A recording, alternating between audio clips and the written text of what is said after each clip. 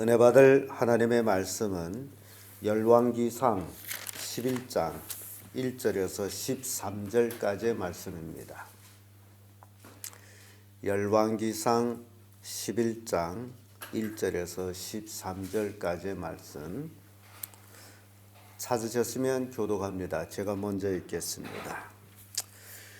솔로몬 왕이 바로의 딸 위에 이방인 많은 여인을 사랑하였으니 곧 모함과 암몬과 에돔과 시돈과 텟 여인이라.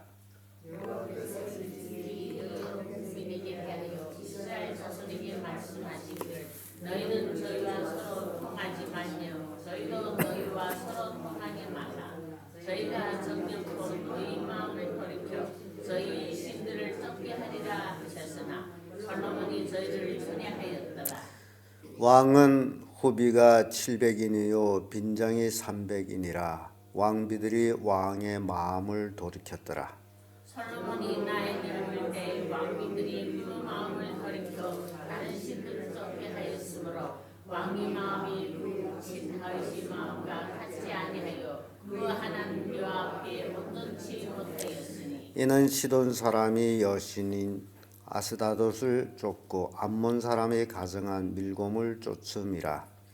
솔로몬이 여호와의 눈앞에서 악을 행하여 그 미친 다윗이 여호와를 온전히 쫓을까지 쫓지 아니하고 모압이 가정한 그모스를 위하여 예루살렘 앞 산에 산당을 지었고 또 암몬 자손이 가정한 몰록을 위하여 그와 같이 하였으며 저가 또 의족 그들을 위하여 다 그와 같이 한지라. 저희가 자기 신들에게 분양하며 제사하였더라. 솔로몬의 마음을 돌이켜 이스라엘 하나님 여호와를 떠나므로 여호와께서 저에게 진노하시니라. 여호와께서 일찍 두 번이나 저에게 나타나시고 이에 대하여 명하사 다른 신을 쫓지 말라 하셨으나 저가 여호와의 명령을 지키지 아니하였으므로 여호와께서 솔로몬에게 말씀하시되 내가 이러한 일이 있었고 또 내가 나의 언약과 내가 내게 명한 법도를 지키지 아니하였으니 내가 결단코 이 나라를 내게서 빼앗아 내 신복에게 주리라. 그러나 네 아비 다윗을 위하여 네 세대에는 이 일을 행치 아니하고 네 아들의 손에서 빼앗으리니와 다 같이 오직 내가 이 나라를 다 빼앗지 아니하고 나의 종 다윗과 나의 뺀 예루살렘을 위하여 한 지파를 내 아들에게 주리라 하셨더라. 아멘. 네, 이 말씀으로 솔로몬의 범죄 이런 제목으로 말씀을 나누겠습니다. 솔로몬은 젊어서 어릴 때 힘없을 때 하나님을 전심으로 섬겼지만은 그가 하나님의 복을 받아 부귀영화를 얻은 후에 결국 타락을 하는 모습을 보게 됩니다. 솔로몬은 하나님 앞에 크게 성전을 지어서 봉헌을 했지만은 결국 그는 또다시 하나님 앞에 악을 행하고 죄를 지음으로 나라를 망하게 하는 모습을 보게 됩니다. 우리에게 엄청난 큰 교훈을 주는 내용입니다. 그래서 신앙이라는 것은 하루 잘해서 신앙이 아니고 평생 죽을 때까지 하나님을 잘 섬기는 게 신앙입니다.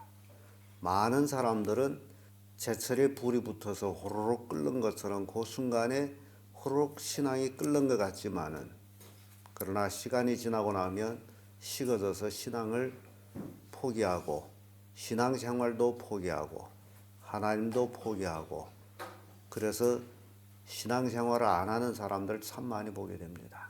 그 원인들이 다 솔로몬하고 비슷합니다. 어렵고 힘들 때는 하나님을 의지하는 척 하다가 보릿고개를 넘어가니 숨통이 열린 것 같아가지고 그래서 하나님 멀리 떠나버리고 세상 사람들과 휩쓸려서 세상이 좋고서 하는 대로 살아가게 된다라는 사실을 우리에게 보여주고 있습니다. 그래서 이 솔로몬의 죄 어떤 죄냐? 첫째, 이방 여인과 통혼한 죄입니다. 1절에서 3절까지의 말씀인데요. 이 솔로몬을 보게 되면 솔로몬 왕이 바로 딸 외에, 바로도 이방 여인입니다만은 바로 딸 외에도 많은 이방의 많은 여인을 사랑하였으니 그 모압과 암몬과 에돔과 시돈과 헷 여인이라. 가나안 족속, 하나님 멸하라 했던 가나안 족속들 중에서의 딸들을 혼인해 가지고 아내를 취했습니다. 이것은 하나님이 금하신 것입니다. 2절의 말씀 보면 여호와께서 일찍이 이 여러 국민에 대하여 이스라엘 자손에게 말씀하시기를 너희는 저희와 서로 통하지 말며 저희도 너희와 서로 통하게 말라. 저희가 정녕 너희 마음을 돌이켜 저희의 신을 쫓게 하리라 하였으나 솔로몬이 저희를 연애하였더라라는 말씀이 있습니다. 불신자와 같이 멍에를 매지 말라라고 신약에서 말씀한 것과 똑같이 우리 그리스도인들이요 불신자들과 친하게 지낸다면 그들을 그리스도인으로 인도하기보다는 오히려 자기가 그들에게 끌려갑니다. 왜냐하면 불신자들의 생활이 어찌 보면 그리스도인의 생활보다는 더 풍부한 것처럼 느껴지기 때문에 그리스도인들의 생활은 오로지 하나님만 섬기다 보니 단조롭고 어떤 의미에서는 외롭고 그래서 세상 사람들이 좋고자 하는 대로 따라가게 돼 있습니다. 그러다 보면 하나님을 떠나게 된다라는 거예요. 그래서 솔로몬이 암몬, 모압, 에돔, 시돈, 헷 이렇게 가나안 족속들 중에서 그들이 딸들을 사랑했어요. 아마 각 족속의 여인들이 다 각기 다른 모습이었겠죠. 그래서 솔로몬은 그들을 사랑하느라고 세월을 보내. 어찌 보면 성전 건축, 왕국 건축에 20년을 허비한 솔로몬이 나머지 20년은 이렇게 여인들과 즐기면서 보내지 않았나 생각을 합니다. 그래서 이 솔로몬을 보게 되면요, 이 솔로몬 왕은 후비가 몇 명이라 그래요? 700인이요. 빈장이 얼마라? 300. 그래서 몇 명이에요? 1000명이에요. 솔로몬의 아내가 1000명이다라고 생각하면 돼요. 왜냐하면 왕후가 후비라는 게 왕후예요. 왕후만 700인이고 그리고 후궁 첩들이에요. 300인. 이렇게 1000명하고 매일매일 즐겼겠죠. 그러다 보니 온전한 그 신앙은 버려지는 거예요. 이게 다 이방인 여인들이잖아요. 자기들이 믿는 신을 가지고 왔잖아요. 뭐 혹 이스라엘 백성들 중에 여인을 1000명으로 아내를 했다면 솔로몬은 이렇게 타락하지를 않아요. 그러나 이방 여인들을 아내로 했기 때문에 매일매일 아내를 바꿔서 한 사람과 같이 논데도 그들이 신앙을 보다 보면 1000분의 1이 되잖아요. 이스라엘 신앙으로, 유대인의 신앙으로. 그래서 결국 타락할 수밖에 없었던 모습을 봅니다. 신명기 7장 3절 4절에 이런 말씀이 있습니다. 그들과 혼인하지 말며 내 딸을 그 아들에게 주지 말며 그 딸을 내 며느리로 삼지 말 것은 그가 내 아들을 유혹하여 그로 여호와를 떠나고 다른 신을 섬기게 하므로 여호와께서 너에게 진노하사 갑자기 너희를 멸하실 것임이니라. 왜 통혼하지 말라고 그래요? 통혼이 나쁜 겁니까? 뭐가 나쁜 거예요? 그 결혼을 통해 가지고 문제가 되는 게 그들이 신을 쫓게 한다. 살다 보면 그들이 습관, 그들이 문화 거기에 젖게 된다는 거죠. 근데 솔로몬이 이제 이방 여인을 아내로 1000명을 맞이해 가지고 매일같이 이방 여인과 같이 지내다 보니 자연히 그들이 문화 풍속에 젖어버리는 거예요. 그러니까 자연히. 그래서 이 죄라는 것은 자연히 넘어가지 어느 날 갑자기 솔로몬이 하나님을 떠난 게 아니에요. 그렇기 때문에 하나님은 2번나 나타나셔서 솔로몬에게 경고했어요. 이방신을 쫓지 말라고. 이미 솔로몬한테는 그 경향이 하나님께 보였기 때문에 하나님은 경고하신 거예요. 그럼에도 불구하고 솔로몬은 하나님의 경고를 듣지를 않았어요. 뿐만 아니라 왕은 아내를 많이 두지 말라 그래요. 그래서 솔로몬이 지은 죄를 조목조목 내놓는다면 굉장히 많습니다. 우리는 희양찬란한 솔로몬의 모습을 보지만은 그 솔로몬이 죄악된 것들이 굉장히 많다라는 거예요. 이것이 그 첫 번째 솔로몬의 죄, 이방 여인, 하나님의 말씀을 어기고 이방 여인과 결혼한 것, 아내를 삼은 것, 그리고 그들이 이방 여인들이 그 문화 그대로 가지고 예루살렘에 왔기 때문에 예루살렘을, 하나님을 온전히 섬기는 성지를 완전히 이방 신의 구렬로 만들어가는 그런 죄악을 짓게 되죠. 두 번째로 솔로몬의 죄는 우상을 섬기는 죄가 됩니다. 4절에서 8절까지 말씀인데요. 4절에 이런 말씀이 있습니다. 솔로몬이 나이 늙을 때의 왕비들이 그 마음을 돌이켜 다른 신을 쫓게 하였으므로 왕의 마음이 그 붙인 다윗의 마음과 같지 아니하고 그 하나님 여호와 앞에 온전치 못하였으니. 솔로몬은 1년에 3번씩 하나님께 번제를 드리기는 드렸습니다마는, 그러나 1년에 3번 외에는 어떤 일을 했냐라는 거죠. 그 왕비들이 신을 쫓았다는 겁니다. 그래서 하나님 앞에 온전치 못했다는 것은 양다리를 걸쳤다는 거죠. 이방신도 섬기면서 하나님을 섬겼다. 물론 솔로몬의 왕의 입장에서는 정치적인 면이 있죠. 주변 국가들하고 화평하게 지내기 위해서 그들이 이제 공주를 아내로 삼아 가지고 여러 가지 정치적인 행사가 있으므로 그렇게 할 수가 있어요. 그러나 솔로몬이 하나님의 은혜로, 하나님의 축복으로 강대국이 된 거지, 솔로몬의 힘으로, 솔로몬의 능으로 그 부강한 나라가 된 것은 아니다라는 거죠. 그런데 솔로몬은 자기의 정치적인 생애를 놓아서 이스라엘 나라에 평안이 있다라고 착각하게 된 겁니다. 그게 문제였다는 거죠. 그래서 정치적인 목적으로 많은 주변국의 공주들을 아내로 삼았지만은 결국 그것이 하나님 앞에 죄라는 거죠. 그래서 이들이 왕후가 된 후에 이들은 자기 신들을 예루살렘으로 갖다 퍼뜨리게 됩니다. 그 중에 시돈 사람의 여신 아스다롯, 시돈 공주도 있었나 봐요. 아스다롯. 이 아스다롯은 풍요의 여신입니다. 이 성경에 나와 있는 이 풍요의 여신들은요, 다산과 관련되어 있어요. 그래서 꼭 이 신을 섬길 때는 음행한 그 행동이 같이 동행하게 되어 있어요. 그러니까 유대인들에게 있어서는 굉장히 인기 있는 신이라고 생각하면 되죠. 아스다롯, 음행의 신이에요. 풍요의 번식을 위해서. 그리고 암몬 사람의 신 밀곰, 밀곰도 이제 섬기게 됩니다. 근데 이 밀곰은 불의 신이라 그래요. 불신. 바알을 태양신이라고 한다면 이 밀곰은 불의 신이에요. 그래서 이 불의 신을 섬기는 사람들은 자기 자식을 이 불로 지나가게 해요. 이 불의 신에 제사 드리는 그런 방식이에요.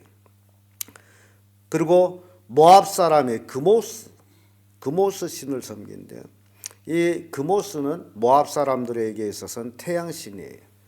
전쟁을 다루시는 신이다 해서 섬기는 신이에요. 그리고 암몬 사람들이 몰록이라는 신을 또 섬겼어요. 이 몰록 신을 섬기게 되면 자기 자녀를 잡아가지고 몰록에게 바쳐요.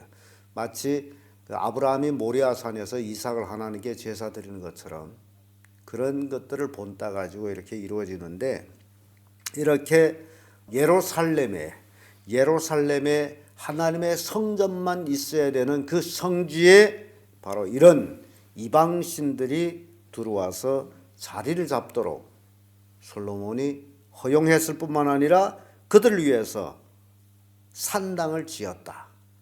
이건 말도 되지 않아요. 산당을 헐어버려야 될 대신 산당을 지었단 말이죠.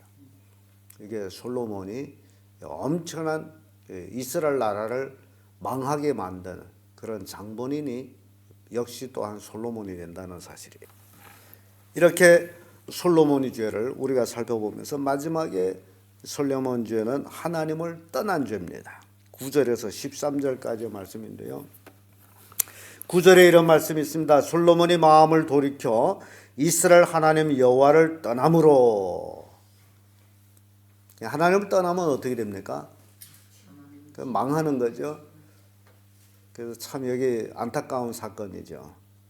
하나님을 떠남으로 여호와께서 저에게 진노하시느니라.